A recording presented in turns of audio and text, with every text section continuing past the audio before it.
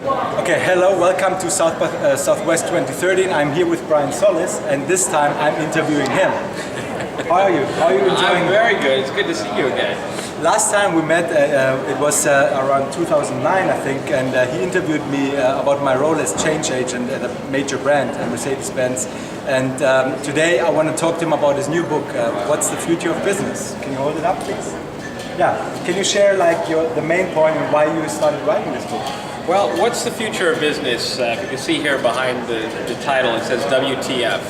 And it's sort of a play on words for what's the future, of course, but it also is sort of symbolic of what a lot of us feel, especially you as a change agent. Not saying that you had problems, but some change agents have problems where they just say, WTF, this is so hard, I don't know what to do, I need answers. So I decided to write a book that helped change agents find a purpose and find a way of making their case to executives and to decision makers and to shareholders about why this needs to happen now and what we need to do about it. Can you share a few aspects of the book in terms of the steps and the process in terms of making change happen? Well, there's a couple of things. One is that I think the subtitle of the book is Changing the Way That Businesses Create Experiences.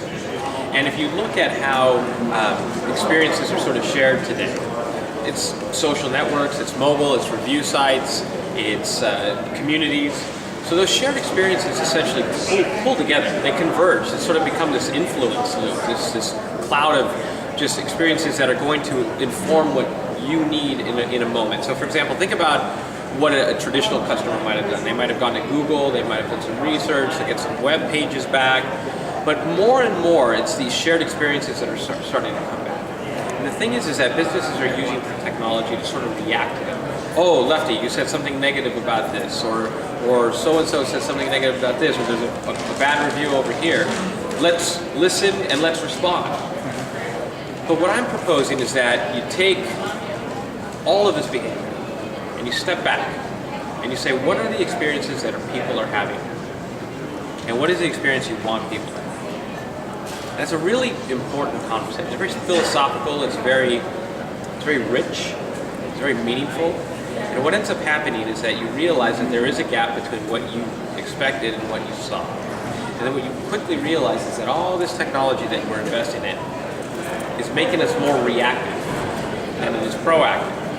And so the only way to get the experiences that people have, that you want them to have and you want them to share, is to first define the experience and then reinforce that in what we refer to as the 4 moments of truth. You know, where in this life cycle, where in the journey are they? Where are they connecting and why? And how can you be part of it to give them the experiences that matter? A lot of times too, that means maybe you have to make a better product. Maybe you need a little bit better service. Maybe you need a better website and how it shows up on your phone versus how it shows up on your tablet and how it shows up on your screen. The point is that all of these groups inside the company today are disconnected. An experience, though, is whole.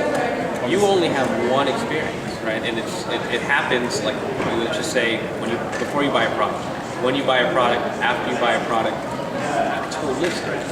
You carry it with you. So every part of the business needs to work with you to ensure that stays the experience that you had or that they wanted you to have. Great. And if you look at the brands and organizations, which of them do their job right and which of them are ready for the future? Well, I'll tell you what, there's a lot of businesses that are trying to do this right, and a lot of businesses that have a lot to learn, right? So I think, because we live in a management culture, right?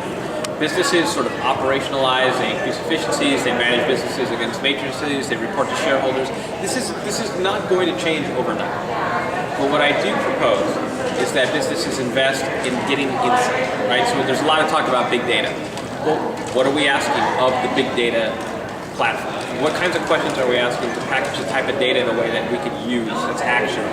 Right? I don't want to just Solis, he's awesome! I don't want to just see those types of activities that keep us reacting. I want to get in front of that. What are people doing? It's almost like this confluence of I call it a human algorithm. It's where big data meets digital anthropology. So you can better understand behavior and let it touch you so that you can be inspired about how to do something differently. You need the kinds of experiences you want to have. Now, it sounds incredibly complex, but I promise you You know, it's a very visual book. It's designed to be an experience in of itself. It has a lot of original artwork. It has a nav bar. You know, the point is how do you take a complex subject and you make it approachable so that you being a small business owner, you being CEO of a major global company, you being just a strategist within a medium-sized company, whoever you are, it's approachable so that you can feel what's taking place.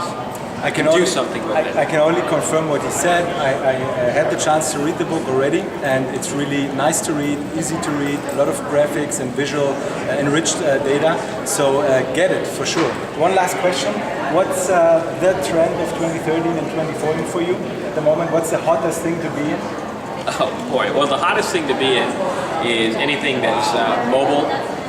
Or native advertising is a big space, sort of storytelling, this hybrid between content, creative, paid, and also the ability to sort of create resonance in a live stream. Like that to me that's the future. That's an art form that I think people are sort of struggling with, exploring. The other thing that I think is big, and this is where I'm spending a lot of my time, is the concept of digital anthropology. I actually believe, look, anthropology is not new to any business. A lot of businesses have anthropologists on staff. The difference is that their work and how it plugs into product development, into process development, into experience, into UX is very disconnected. And I think anthropologists need a seat within, say, under the CMO. Exactly. So, Brian, thank you. Thanks Lefti, a lot. my pleasure. This is his new book, Get It. You will never regret it. And thank you for your time. You can get it at WTFbusiness.com. Thank you. Thanks once again. Thank you. Right.